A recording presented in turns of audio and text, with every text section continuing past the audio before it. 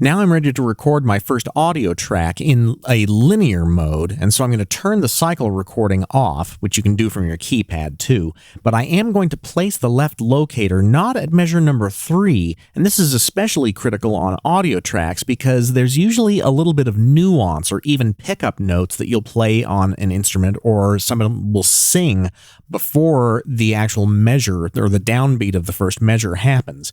So I'm going to move my left locator over here to measure number 2 instead, then locate to that place, and that way I've got a little bit more breathing room to play some pickup notes before the downbeat of when all of the other instrumentation comes in. Now before I start recording, and this is optional, but I'm going to want to make sure that my instrument is in tune since it's a real instrument. So to do that, I'm going to put an insert on the very first input of my audio interface on the mono channel. So I'm going to drop that menu down, go to the Tools setting, and call up the tuner. Now the tuner itself doesn't make any noise, nor does it process any of the audio before it goes to the track itself. So the tuner electronically is completely invisible to the recorded track. But what it allows me to do is tune my bass in real time.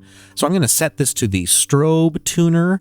And I know that my G string is a little bit out of tune here, so I'm going to tune that up until I see the 0 cents on the the left-hand side here.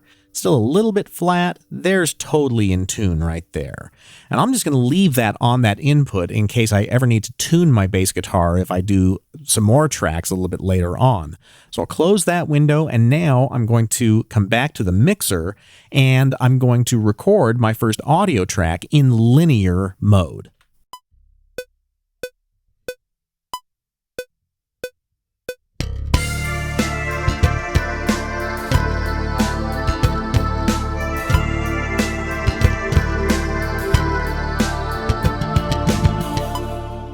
Now, I'm not in love with that take, so what happens if I do a new take? Well, what it's going to do is it's going to overlap, much like MIDI tracks, except that you can't have overlapping events on audio tracks like you can with MIDI tracks. Let me show you what I'm talking about.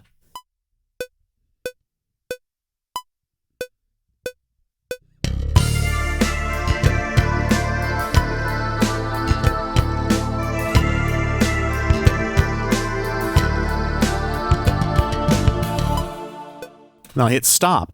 Now you see those pinstripes? When you see pinstripes on an audio track, that means that you're only hearing the top layer of those lanes.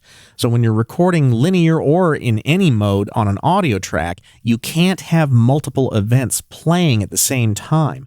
If I open up the comping lanes, you'll notice that instead of having both tracks audible at the same time like you would on, say, this track, which also has overlaps on it, see, they're still highlighted because MIDI events can play simultaneously even when they're layered together on one track.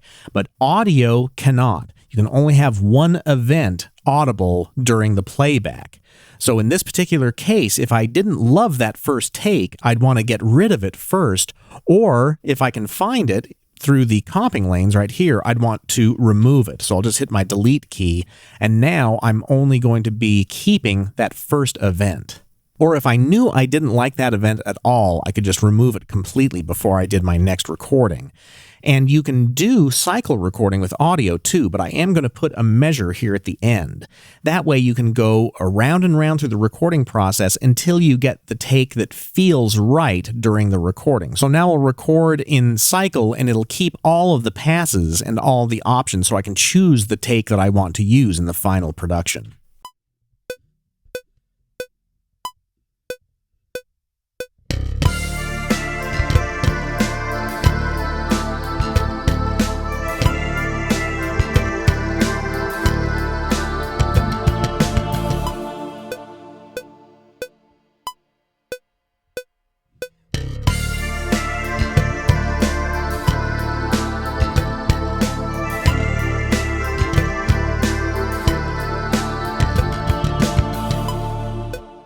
So there's two different takes. I'll hit stop, and then I can go to the comping lanes and look at which one's playing. It'll use my second take right now, and I'll show you how to do comping in just a moment. So for now, I'm going to close those lanes up, and I'm going to show you some other recording modes, like re-record.